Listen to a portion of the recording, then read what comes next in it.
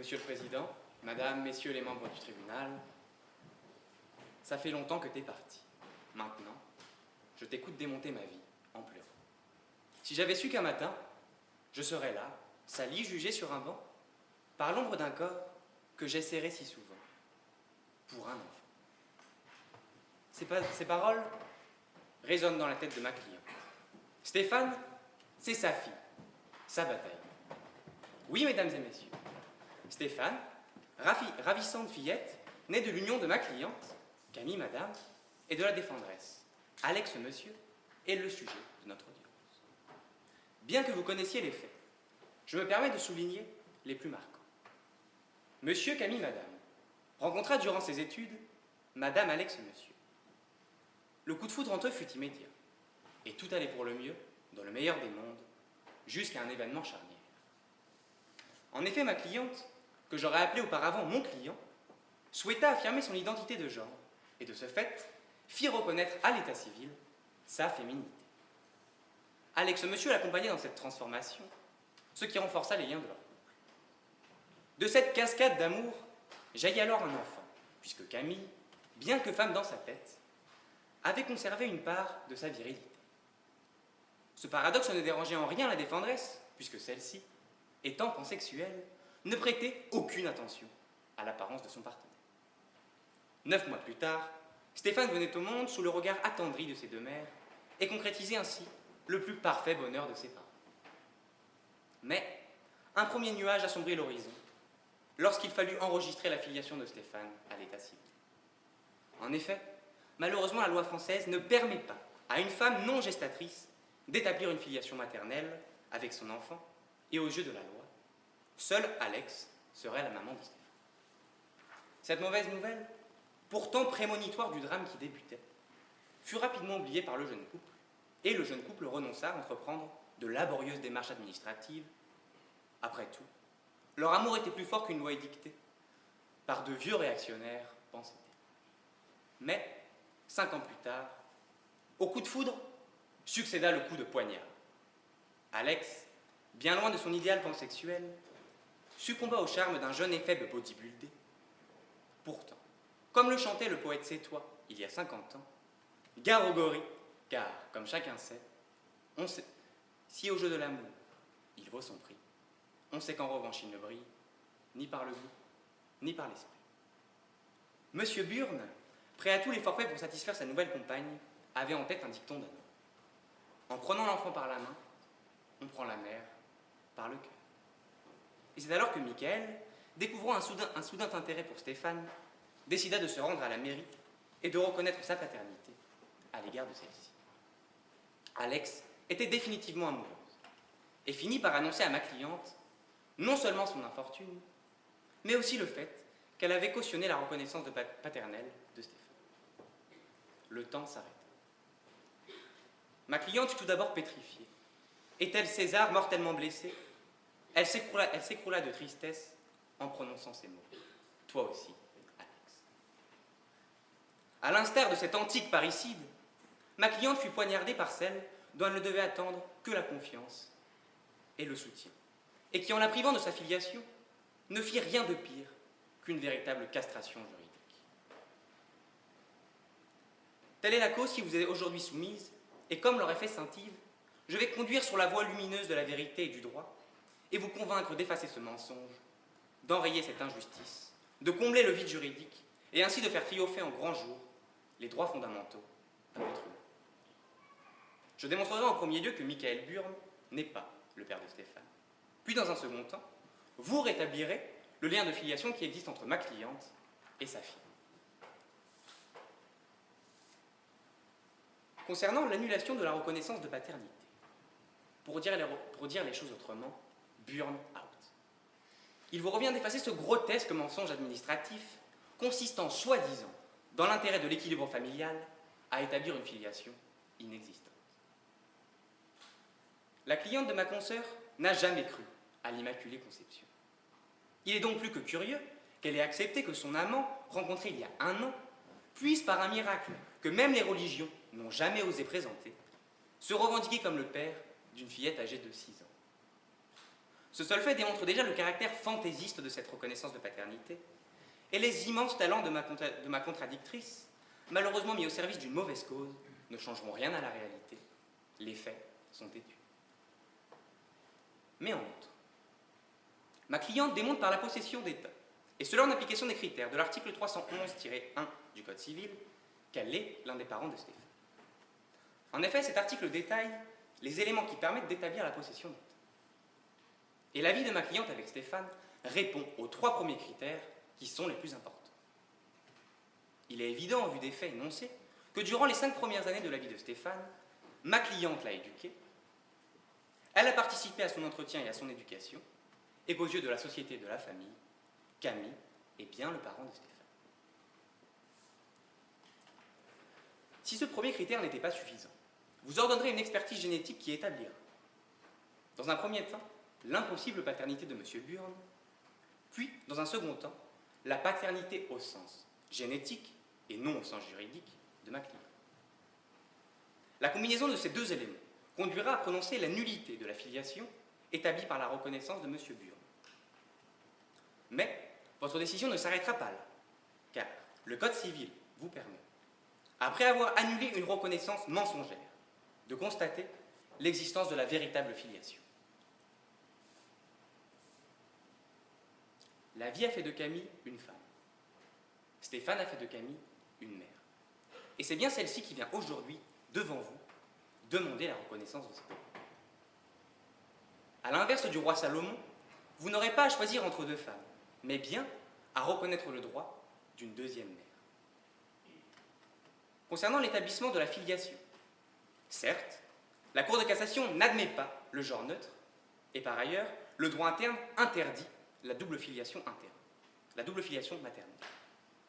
Pour autant, vous n'aurez nul besoin de contraindre ma cliente à la double humiliation juridique qui consisterait à lui imposer soit de renoncer à son identité sexuelle pour établir sa filiation, soit à la contraindre d'adopter un enfant, d'adopter le fruit de ses entrailles.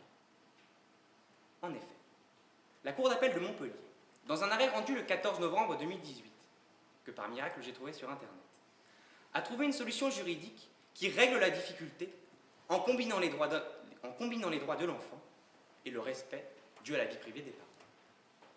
Au visa des articles 3-1 et 7 de la Convention internationale relative aux droits de l'enfant, l'intérêt supérieur de l'enfant doit être une considération primordiale dans toutes les décisions qui concernent les enfants.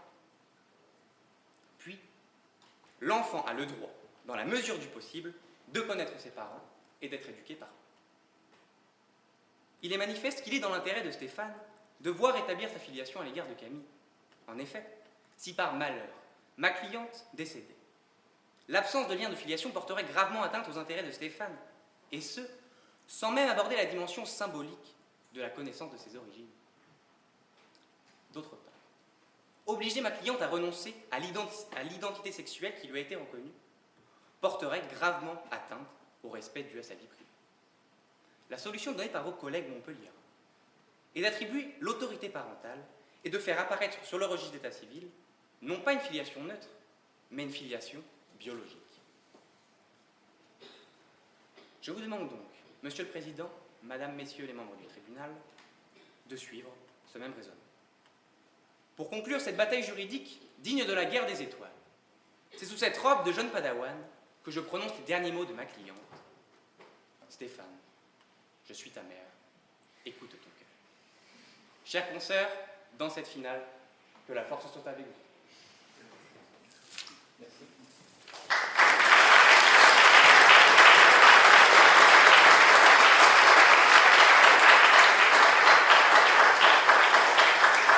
Monsieur le Président, Madame, Messieurs les membres du tribunal, les faits évoqués par mon confrère ont été relatés de façon abrupte.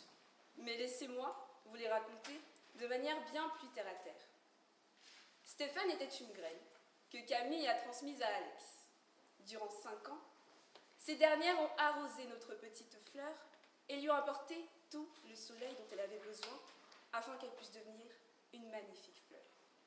Mais aujourd'hui, Michael, le nouveau compagnon d'Alex, s'est reconnu en tant que père de Stéphane et Camille, voulant contester cette paternité, a assigné à tort ma cliente. Ce qu'il faut comprendre, c'est que ma cliente ne remettra jamais en cause le lien qui unit Camille et Stéphane.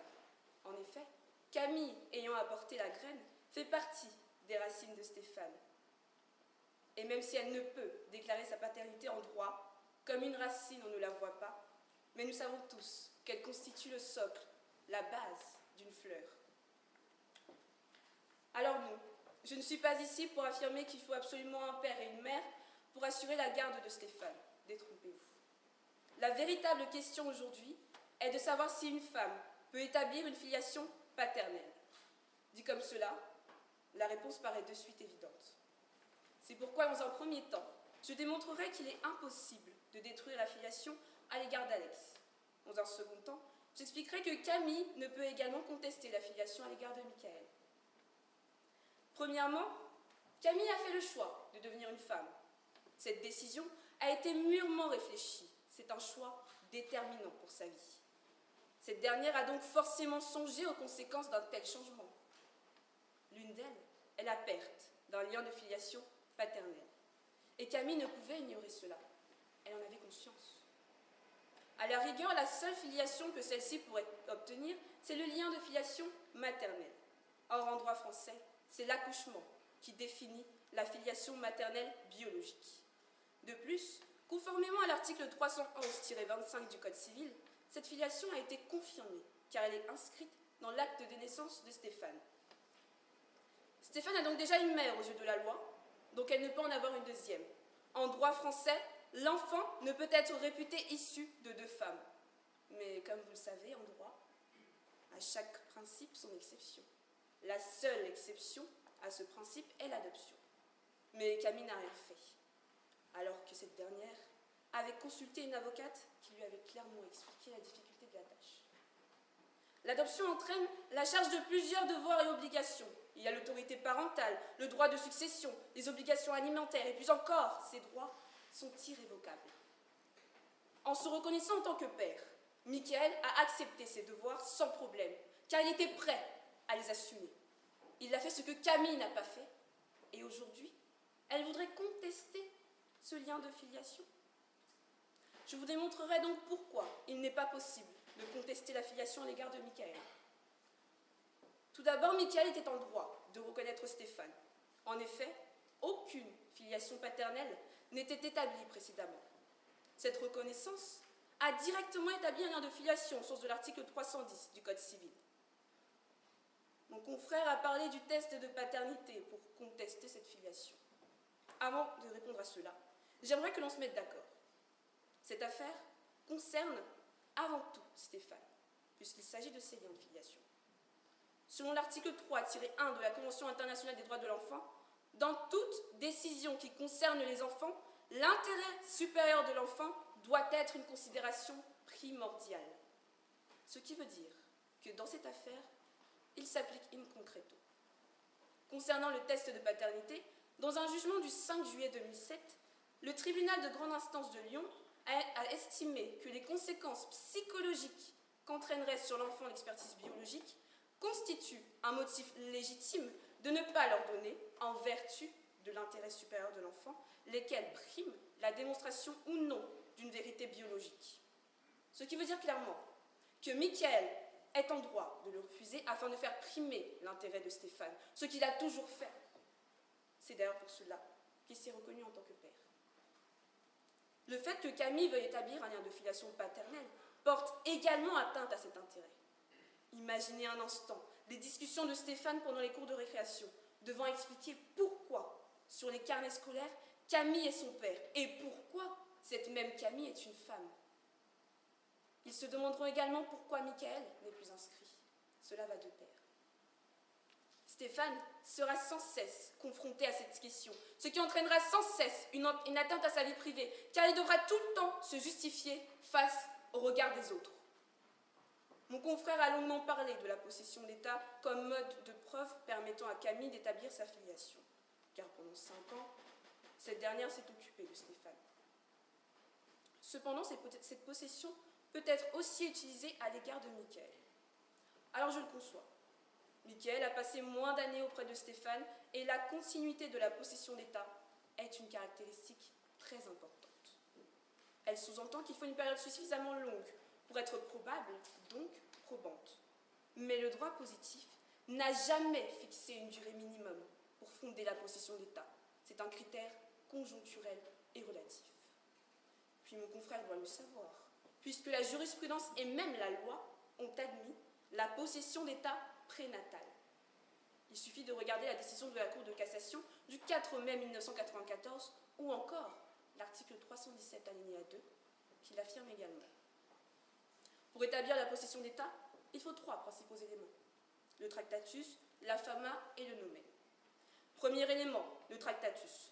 Cela veut dire qu'il faut que l'enfant reconnaisse ses parents comme tels. Sachant que Michael et Alex vivent ensemble et qu'ils participent à la vie de Stéphane, on peut dire qu'ils ont un rôle de parents. De plus, Michael est déclaré comme tel sur les documents administratifs. Ce qui veut dire que si la question est posée à Stéphane, il répondra que Michael est son père. Selon mon confrère, cette possession s'applique à l'égard de Camille. Mais vous pouvez comprendre que pour un enfant de 5 ans, il est plus difficile de concevoir que Madame Camille, Madame, est son père. Deuxième élément, la fama. C'est lorsqu'une personne est reconnue comme l'enfant de ceux dont la dite issue dans la société et par la famille. Michael a accepté d'être père aux yeux de tous les documents administratifs. Il a donc une autorité publique qui est clairement diffuse. Troisième élément, le nomen. C'est-à-dire que l'enfant porte le nom de la dite famille. Stéphane ne porte pas le nom de Michael, mais la réunion de tous les éléments énumérés par l'article 311-2 du Code civil n'est pas nécessaire pour établir la possession d'État. Il suffit, comme le prévoit l'article 311-1 du même Code, qu'il y ait une réunion suffisante de faits qui indique le rapport de filiation et de parenté entre un individu et sa famille. Cela a été affirmé par la Cour de cassation dans sa première chambre civile le 5 juillet 1988. La possession d'État à l'égard de Michael est donc plus reconnue, en ce sens qu'elle est publique. Finalement, cette affaire, elle est très simple. Un enfant ne peut être réputé issu de 2 hommes ou de 2 femmes. La seule exception à ce principe demeure l'adoption. En l'espèce, Camille avait 5 ans pour le faire, mais ne l'a pas fait. Nous parlons du fait de reconnaître son enfant. C'est quelque chose d'essentiel, de primordial dans la vie d'un homme, avec un grand H. Nous sommes donc en droit de nous demander pourquoi revenir aujourd'hui. Nous ne pouvons passer à côté du fait que cette demande survient quelque temps après leur rupture. Nous sommes tous d'accord sur le fait qu'une rupture, ça fait mal. Se faire quitter par la femme avec qui nous avions construit une famille fait mal. Soit. Mais utiliser cette frustration comme motivation pour reconnaître un enfant, aujourd'hui, ce n'est pas acceptable. Justice n'est pas vengeance. Oui, justice n'est pas vengeance signifie que nous ne devons laisser un enfant faire les frais de leur échec amoureux. Pensons à l'intérêt de l'enfant avant tout. La Cour européenne des droits de l'homme condamne les atteintes portées à la vie familiale lorsqu'elles sont injustifiées ou disproportionnées. Par exemple, elle considère dans un arrêt du 6 décembre 2007 que l'intérêt supérieur de l'enfant implique de maintenir ses liens avec sa famille, sauf dans le cas où celle-ci s'est montrée particulièrement indigne, car briser ce lien revient à couper l'enfant de ses racines. Ici, nous ne sommes clairement pas dans ce cas.